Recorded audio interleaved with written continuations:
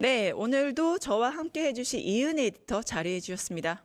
네, 안녕하세요. 이은혜입니다. 반갑습니다.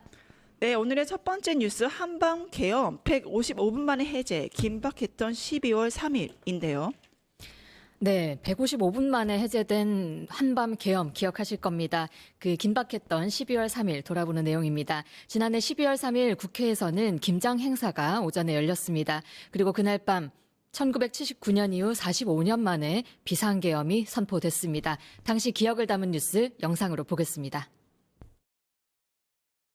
지난해 12월 3일 국회 김장 행사가 열리던 평온한 오전과 달리 군경 내부에서는 동시다발적으로 비상계엄 실행 준비가 진행되고 있었습니다. 노상원 전 정보사령관을 비롯한 군 인사들은 불법 별동수사단 설치와 선관위 장악 작전을 논의했고 특전사 707 특임단은 군장 검사와 장비 준비까지 마쳤습니다. 조지호 경찰청장과 김봉식 서울경찰청장은 윤석열 씨로부터 오후 10시 비상계엄 선포와 오후 11시 계엄군 접수 대상 기관이 적힌 A4 용지 한 장짜리 계엄 지시 사항을 건네받았습니다. 그렇게 그날 밤 10시 28분 반국가 세력을 일거에 척결하겠다는 윤석열 씨의 위헌 위법적인 비상계엄이 선포됐습니다. 헌법 어디에도 계엄 시 입법부 활동을 제한할 수 있다는 근거는 없지만 계엄사령관 명의로 발표된 포고령은 국회를 비롯한 모든 정치 활동을 금지했습니다. 그러나 국회로 들이닥친 계엄군 총칼 앞에 헌법은 무력했습니다. 계엄법에 따라 포고령 위반 시에는 처단당할 수 있었습니다. 경찰은 계획대로 국회 출입을 전면 봉쇄했고 봉쇄 임무만 받았다고 주장하는 707 특임단은 민간인 폭행과 불법 체포, 본회의장 진입까지 시도했습니다. 온몸으로 완전 무장 계엄군에 저항한 시민과 보좌진의 덕에 국회는 다음 날 새벽 1시 3분 비상계엄 해제 요구 결의안을 통과시키는 데 성공했습니다.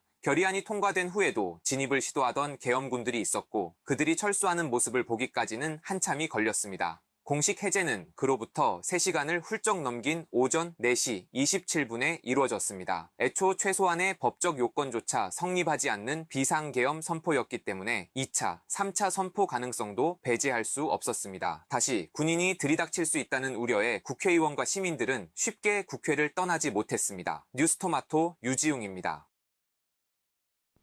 네, 현장에 김기성 뉴스토마토 편집국장님, 유지용 뉴스토마토 기자님 자리해 주셨습니다. 안녕하십니까? 안녕하세요. 네, 먼저 긴박했던 상황 같이 보도록 할 텐데요. 12월 3일 정말 오늘처럼 많이 추웠죠. 당시 내부 상황은 어땠고 정황 어땠습니까? 네, 그날도 추웠습니다. 저녁 9시가 넘어서 이제 저희 정치부장이 저희한테 이제 보고를 해왔어요. 네. 보고를 해왔는데 아무래도 대통령이 대국민 담화를 발표할 것 같아. 그런데 그 야심한 시간에 대통령이 대국민 담화를 발표한다는 건 상당히 이례적이기 때문에 그렇죠. 이제 예의주시하고 있었는데 아니나 다를까 이제 계엄 선포라는 네. 정말 믿기지 않는 입장을 들었고 처음에는 뭐 그 얘기를 듣는 순간 한 몇 초간은 거의 정신을 아무런 생각을 못했어요. 네. 그러다가 이제 저희 대표가 이제 저한테 네. 전화를 왔어요. 전화가 와서 이제 명태균 TF는 좀 피신을 시키는 것이 낫겠다. 예. 그래서 아니 지금 어디에 가냐 우리가 그렇죠. 약간 뭐 현대 사회에서 휴대폰 위치 추적이나 각종 CCTV나 뭐 블랙박스나 갈 곳이 없다 했는데 아내와 아이들 앞에서 수갑을 차는 일은 없어야 되지 않겠느냐. 그 말은 맞아서 이제 급하게 명태균 TF한테 연락을 해서 일단 회사로 와라 이렇게 지시를 했습니다. 네, 특히 명태균 TF, 그러니까 저희가 뉴스토마토가 그러니까 명태균 사건을 터트림으로 인해서 사실 이 계엄이나 내란이나 윤석열 정권의 무너짐을 자초로 한 맨 처음에 시발점이었다. 엄청난 업적이 있다고 평가를 받긴 하거든요. 그건 뭐 저희 입으로 말씀드리긴 그렇고 네. 외부에서 그렇게 평가해 주는 것은 감사한데 네. 그 하나하나들이 합쳐져서 다 그렇게 된 것이 아닌가 저는 이렇게 얘기를 합니다. 그래서 되게 두려우셨을 것 같아요. 왜냐하면 그렇게 윤석열 정권이 흔들리고 무너지는 어떤 시발점, 그 핵심 뉴스를 발표했던 뉴스토마토이기 때문에 더욱더 이 계엄 상황이 공포로 다가오지 않으셨을까 생각이 들거든요. 아니요, 실제 두렵지는 않았습니다. 아, 네, 그렇습니까? 두렵지는 않았습니다. 국가와 언론에 위해서 온몸 아니요, 그게 바쳐서 아니라 이십니까? 그 정도의 뭐 대단한 소명 의식을 가지고는 있지는 않았지만 예. 그렇게 두렵지는 않았고 예. 다만 이제 국장이라는 뭐 제가 이제 지휘하는 저희 편집국도 저를 믿고 다른 기자들이 있기 때문에 예. 이 상황을 어떻게 대처해야 되나 이 생각밖에 없었던 것 같아요. 그래서 일단 뭐 와이프한테 집사람한테 옷까지 몇 가지 좀 챙겨달라 이렇게 해서 네. 이제 내려가는데 제 개인적인 사담이긴 하지만 이제 제가 그때 중3 아들이 이제 큰 놈이었는데 얘가 이제 사춘기가 심하게 와서 저하고 이제 말을 안 하던 시기여서 한 네. 1년 넘게 말을 안 했는데 그렇죠. 엘리베이터를 같이 타고 내려오더라고요. 내려와서 이제 저한테 마지막으로 차 타기 전에 하는 말이 네. 아빠 무사히 다녀오세요 이렇게 얘기하는데 어떡해. 예감을 했군요. 아 정말 울컥하셨을 그때는 것 같은데요? 울컥했는데 음. 애 앞에서 눈물을 보일 수는 없고 음. 혹시나 아빠가 잘못됐다는 소식을 접하더라도 그 뉴스를 보더라도 당당해라. 아빠는 범죄자가 아니다. 네. 그리고 장남이기 때문에 이제 동생하고 엄마를 좀 너가 살펴라 이렇게 하고 차를 탔습니다. 차를 타고 이제 집이 일산인데 이제 저희 회사까지 오는 과정에서 그때는 눈물이 왈칵 쏟아지더라고요. 그랬고 그 차 안에서 이제 긴급하게 이제 갖가지 보고가 들어오는데 네. 첫 번째가 저는 솔직히 말씀드려서 우리 언론도 반성해야 할 대목이 있다는 점이 아마 그 점입니다. 아, 어떤 점일까요? 대다수 언론들이 이제 그 편집국장 명의로 내부에 이제 공지를 띄우죠. 네. 워낙 긴박한 상황이 발생을 네. 했으니까. 근데 그때 대다수 공지들 아마 네. 여기 계신 분들이 이제 그것이 뉴스가 아니어서 잘 모르시겠지만 내일부터 우리 편집국은 계엄사령부 지휘 아래 들어갑니다. 이것을 네.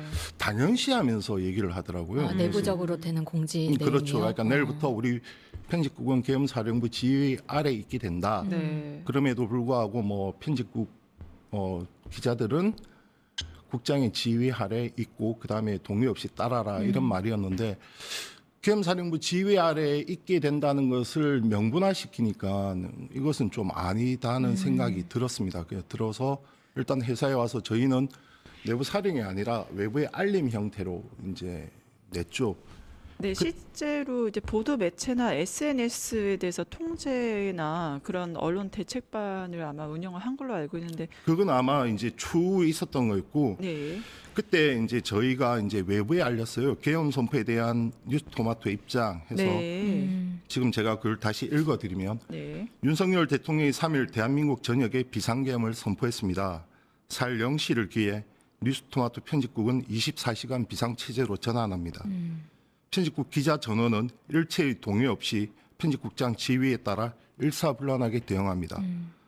뉴스토마토는 민주 시민들의 힘을 믿고 언론 본분에 충실하겠습니다. 그 어떤 탄압에도 굴하지 않고 우리 손에 쥐어진 펜을 놓지 않겠습니다. 이렇게 하고 뉴스토마토 편집국으로 명의를 낼까 국장 명의로 낼까 하다가 이제 국장 명의로 낸 거였습니다. 내고 이제 TF들이 다 모였죠. 다 모였는데 일부 기자들은 아무래도 또 연차가 어리고 하니까 걱정이 되죠. 왜 그렇죠. 걱정이 안 되겠습니까? 두렵기도 하고.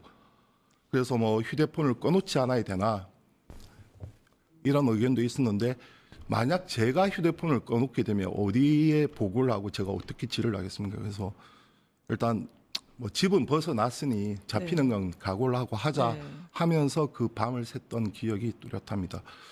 그리고 제가 하나 덧붙여서 이제 추가적으로 말씀드리고 싶은 것이 이번 그 지난 12.3 네. 비상계엄에 대한 규정부터 우리는 명확하게 해야 될 것 같습니다. 네, 실제 규정을 말씀하셨으니까 이제 계엄 당일에 주태용 국정원장이 언론사에게 언론 보도 가이드라인을 제시를 해서 굉장히 논란이 됐었거든요. 그거 받으셨습니까? 그때 네네네네. 당시. 예. 어떤 내용이었습니까?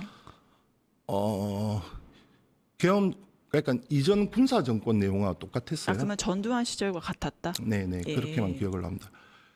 그래서 이번 12.3 비상계엄은 정확하게 이제 저희는 윤석열 개인의 친위 쿠데타이자 이제 내란으로 저희는 정의를 해야 되고 네. 그리고 그 목적은 분명히 자신의 안녕과 네. 김건희의 안녕에 있었다. 그 안녕을 위해서 국민을 향해서 군을 동원하고 총불을 겨누게 하고 이런 일이었지 않습니까? 네. 그런데 그때 맨몸으로 시민들은 국회 밖에서 그리고 민주당 그때 당시 당직자들과 보좌진은 국회 경내에서 네. 맨몸으로 계엄군하고 대치를 했고 예. 그 시간을 벌어줌으로 인해서 이제 국회는 의결 정적수를 채우고 예. 그렇죠. 그 다음에 비상계엄 해제 결의까지 이룰 수 있었습니다. 이것이 불과 반나절도 안 돼요. 우리가 생각해 봐야 될 것이 최고 지도자가 군을 동원, 경찰과 군, 특히 뭐 우리나라의 이제 특전사까지 예. 최고 정예 부대까지 동원을 했음에도 불구하고 시민과 국회의 힘으로 무혈로 이것을 막았다는 것에 대해서 우리는 좀 기적이죠. 의미도 찾아야 되지 네, 않을까. 맞습니다. 한순간 우리가 제3세계로 다시 추락할 뻔한 위기였습니다. 대단한 위기였는데 이 극복 과정을 보면 분명히 대한민국의 첫 저력과 번째지. 우리 시민의 힘은 분명히 맞습니다. 있었다. 이것에 대한 자부심을 저희는 느껴야 될 것 같습니다. 네, 맞습니다. 청와대에서 계엄의 세부 계획이 있었고 국회를 무력화하고 언론을 통제하려 했다는 것들이 지금 핵심 증거로 나오고 있는 만큼 그거를 현실적으로 현장에서 너무나 잘 대처했던 진짜 언론 뉴스토마토가 아닌가 싶습니다. 네. 추가 질문 주시죠. 금방 국장님께서는 이제 뉴스토마토 내부의 이야기, 당시 긴박했던 상황, 편집국의 이야기 전해주셨는데요. 그날 국회 이야기도 좀 궁금합니다. 국회가 실제로 어떻게 봉쇄됐고 또 시민과 보좌진이 온몸을 다해서 막아낸 과정, 물론 우리가 다 지켜봤지만 그 가장 극적이었던 순간 다시 한번 설명 부탁드립니다. 유지윤 기자님께 부탁드리겠습니다. 네, 그 당시에 이제 현장 취재 기자로서 저는 먼저 그 군인의 소극적인 대처 때문에 계엄이 해제됐다는데 공감하지 않습니다. 일단 계엄이 그 선포되자마자 국회 출입문형 일대가 완전히 경찰에 의해서 완강히 봉쇄가 됐고요. 네. 경찰 지휘관 같은 경우에는 이제 항의하는 보좌진들에게 그냥 요지부동이었습니다. 실제로 당시에 뭐 관련자들의 무전 내용을 들어보면은 정말 담담하게 오히려 그 소극적으로 그 계엄 명령을 거부했던 그런 지휘관들을 비난하는 내용도 이제 법정 증거로 제출이 돼서 들어봤고요. 네. 저는 그래서 국회 정문에 있다가 그 계엄군 헬기가 운동장 쪽으로 사라진 다음에 거기서 이제 국회 본청으로 진입할 707 특임단인지는 몰랐죠. 당시에는 이제 계엄군들을 막고 그들을 취재하고 감시하기 위해서 그들이 착륙한 지점으로 향했습니다. 이제 그 지점에서 제가 마침 딱 도착하자마자 그들도 막 집결해 있는 상태였고요. 네. 거기서 핸드폰을 꺼내 들고 살면서 겪어보지 못했던 물리적 폭력과 집단 린치를 당했습니다. 네.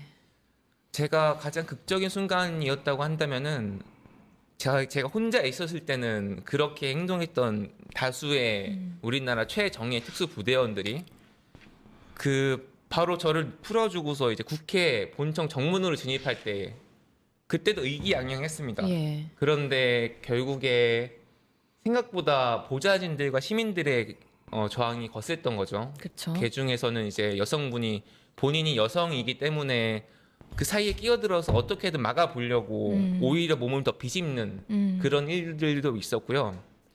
그래서 저는 그 지점이 그들의 태도가 확 변한 지점이 좀 저한테는 극적으로 와 닿았습니다.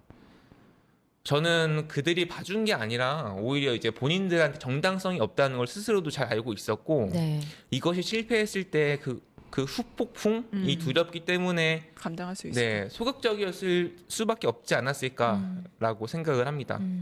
그래서 결과적으로 이제 뭐 헌법재판소에서 포함해서 윤석열과 이제 김현태 전 특임단장의 논리는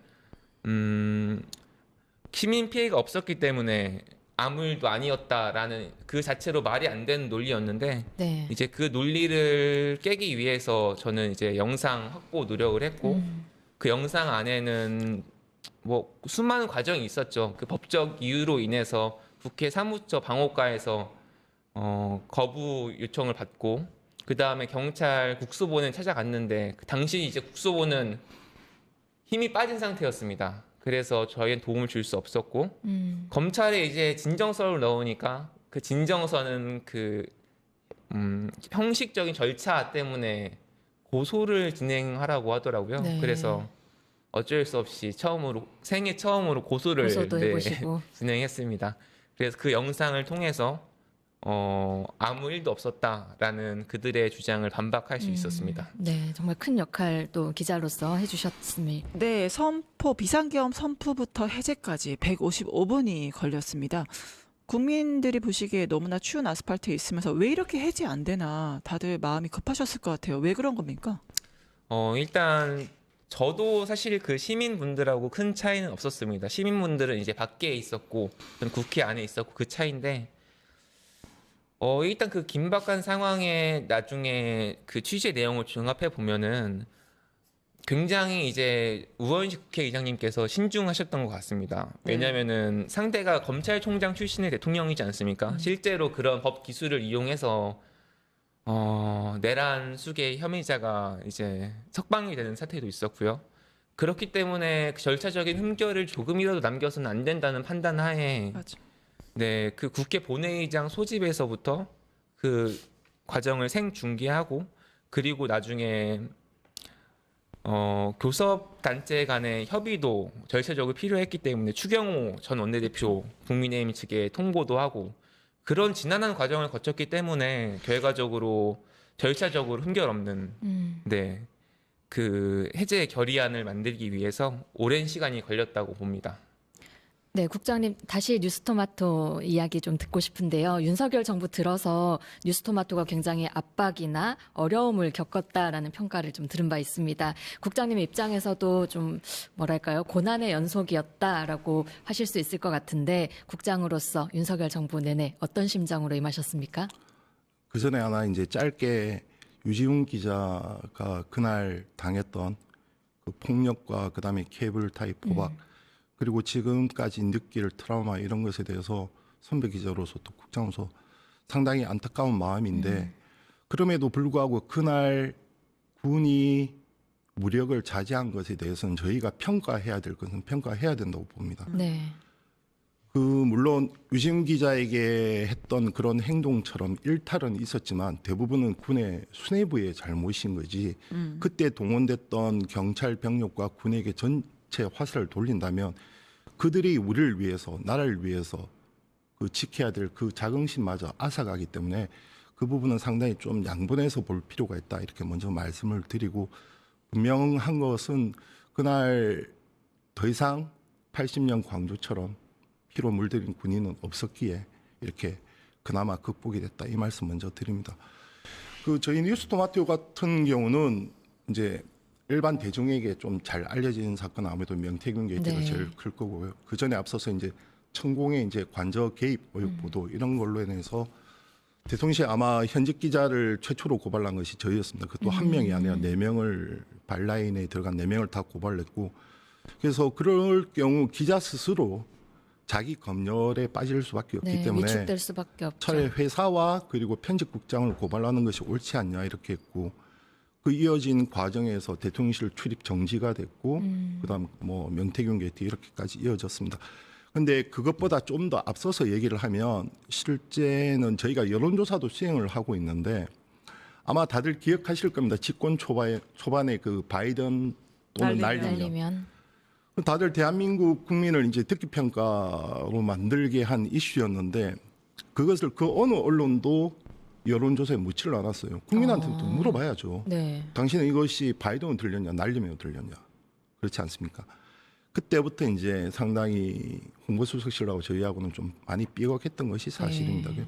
저희를 이제 좌편향으로 좌표를 찍었고, 그다음에 이제 KTV 영상을 일방적으로 중단을 했고, 그다음 각종 뭐 민영사 소는 대통령실도 직접 나설 정도였으니 뭐 이하 시민단체를 가장한 관변단체 이렇게 해서 제 책상에 이제 소장이 수두하게 쌓일 정도였으니 그런 과정들을 거쳤습니다.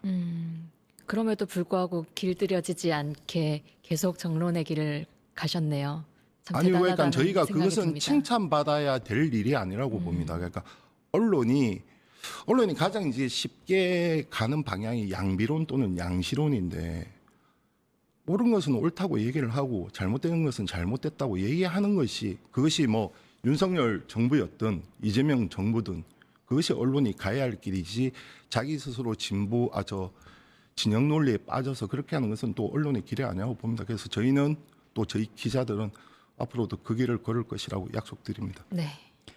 네, 결국에 뉴스토마토 국장으로서 윤석열 정권이 가짜 뉴스를 근절시키겠다는 언론 탄압에 맞서 싸우셨던 것 같습니다.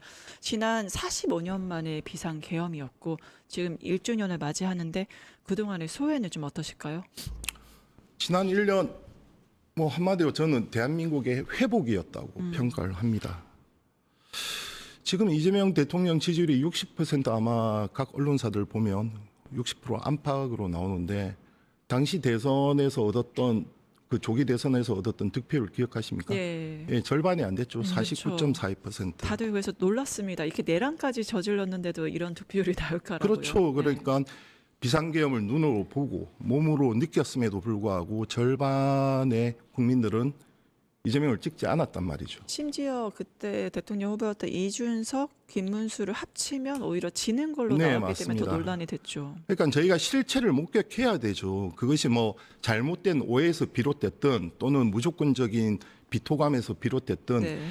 이재명 반 이재명 정서는 분명히 실체였습니다. 네. 그죠? 그런데 지금 대통령 지지율이 60% 안팎이에요. 이것은 분명 변화인데 일반 개인의 입장에서 봐도 지금 대부분 평가 그렇지 않습니까? 대통령이 일을 한다. 그것도 잘 한다. 네. 좀 나라가 나라다워졌다. 이런 평가 아니겠습니까? 네. 이재명 대통령이 평소 공직자에 대해서 이제 강조하던 지론이 있었는데 그게 머슴론이죠. 네. 이제 공직자가 머슴이라고 하면 그 주인은 누구겠습니까? 국민이지 않습니까? 국민 입장에서는 일을 잘하는 머슴이 최고입니다. 네. 그렇죠? 근데 윤석열은 어떻게 했습니까? 국민 위에, 주인 위에 군림하려는 모습이었고 이재명 대통령은 일을 하는 모습이란 말이죠. 그렇게 효용 가치를 입증하면 된다. 저는 그렇게 봅니다. 그래서 물론 아직 가야 할 길이 많지만 그리고 정권 교체 직후에 닥쳤던 과제들도 많지만 당장 한미 관세 협정부터 비롯해서 하나하나 풀어나오고 있기 때문에 지금은 우리가 좀 더 힘을 모아주고 응원하고 격려하고 그러면서도 견제와 감시, 비판의 눈길도 놓치지 않는 그것이 올바른 자세가 아닌가 이렇게 생각을 합니다.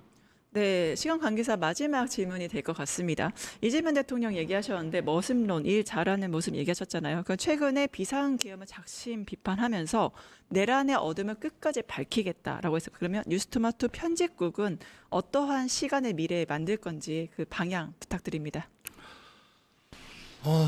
어렵죠. 고민도 많습니다. 그런데 분명한 것은 더 이상 두 번 다시 있어서는 안 될 일이었고 네. 그 부분에 대해서는 분명한 법적 책임을 물어야 된다고 봅니다.